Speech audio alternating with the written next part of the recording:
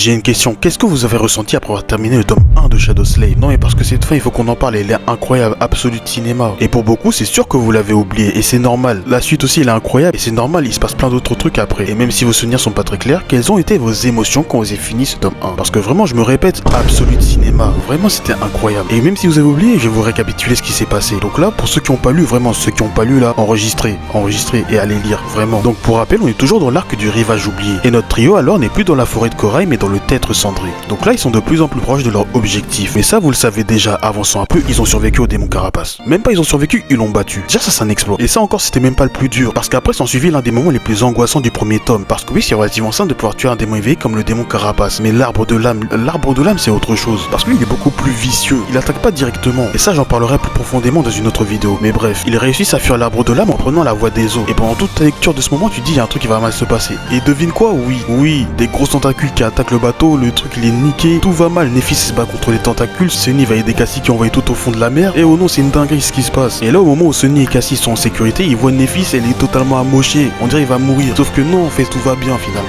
Et là ils sont arrivés, vraiment, il s'en est passé des choses, t'applaudis les prouesses, mais à ce moment là surtout tu comprends que véritablement rien n'épargnera nos personnages. Tu comprends finalement que même si ce sont les protagonistes principaux de l'œuvre, rien ne les épargne d'un danger de mort.